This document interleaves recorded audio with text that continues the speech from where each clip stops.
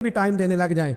کہتے ہیں میں حضور سے ملنے آیا, آگے بڑھا, اور چونکہ میرے کپڑے بھی ذرا میلے تھے اور چونکہ میں مزدوری کر کے آیا تھا تو پسینہ بھی تھا, تو میری خواہش تھی کہ ذرا سارے مل لیں, میں ذرا بعد میں آگے ہوتا ہوں. کہتے ہیں میں اینڈ پہ گیا, صاحب اس درگابہ نے لکھا ہے, کہتے ہیں آگے بڑھ کے میں نے حضور سے سلام لی, باقیوں کو تو سلام ہوا تھا, میرے نصیب دیکھو جب حضور کے ہاتھوں میں میرا ہاتھ گیا تو مصطفیٰ نے ہاتھ ہی تھام لیا. اور یار سنو تو صحیح, جس کا ہاتھ نبی پاک تھام لے, جس کا ہاتھ نبی پاک تھام لے.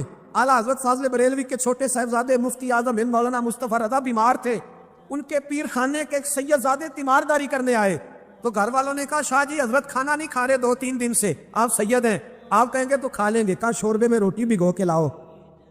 کہتے ہیں روٹی بھگو کے لائی. 91 سال کے مفتی اعظم جب روٹی دینے کے لیے شاہ جی آگے بڑھے, کہا حضور اٹھیے نا کھانا کھائیے, تو کہتے ہیں میں نے ان کی کمر پہ ہاتھ رکھا اٹھانے کے لیے. 91 سال کے بابا جی, بڑھاپا, کمزوری, ذوق, سارا کچھ, لیکن جب میں نے پیچھے ہاتھ رکھا نا اٹھانے کے لیے کھائیے, کہتے ہیں میرا ہاتھ تھام کے کہنے لگے شاہ جی ایک وعدہ کرو پہلے. میں نے کہا کون سا؟ کہنے لگے یہاں سہارا دیا ہے تو وہاں بھی دو گے کہ نہیں دو گے, یہ وعدہ کرو, یہاں سہارا دیا ہے تو وہاں بھی دو گے.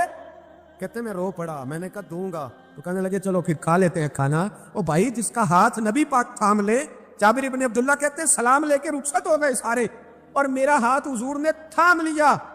او یار بندے نے نہیں,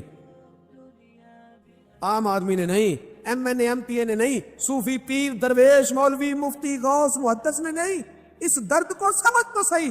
کہتے ہیں میرا ہاتھ اس نے تھاما جس کے قدموں کو بوسے دینے کے لیے جبریل امین ترسا کرتے ہیں. حضرت جبریل جس کے پیروں کو بوسہ دینے کو ترسے, حضور نے ہاتھ تھام لیا, پکڑ لیا اور کھول کے فرمایا یہ کیا ہے, یہ کیا ہے. سونے چھالے پڑ گئے. حضور محنت کرتا ہوں, حضور قبیل دار ہوں, چھوٹے بچے مزدوری کرتا ہوں, چھالے پڑ گئے. کچھ امیر سے آبا کھڑے تھے, کہتے ہیں ہم نے رخ بدل لیا, محبوب کی طرف دیکھنے لگے. ہم نے عجیب نظارہ دیکھا کہ اس کا ہاتھ حضور نے تھاما ہے, اور پھر ہم نے دیکھا کہ محبوب کی گردن جھکی. گردن جھکی کس کی؟ جس کے آگے کھچی گردنیں جھک گئی.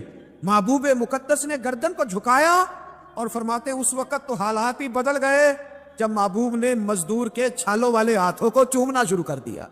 فرماتے ہیں محبوب چوم رہے تھے اور بڑے بڑے امیر کھڑے رو رہے تھے, کاش آج غریب ہوتے. آج غریبی کو عزت مل گئی, آج غریبی کو شان مل گئی, غریبی کو مرتبہ ملا, غریبی کو درجے ملے. تبھی تو مولا کائنات شیر خدا علی المرتضیٰ رضی اللہ تعالیٰ عنہ نا اپنا کرتا سی رہے تھے, تو ایک شخص نے کہا حضور امیر المومنین نیا کرتا ہی لے لے. فرمانے لگے تمہیں نہیں پتا اس پرانے کرتے میں لذت کتنی ہے.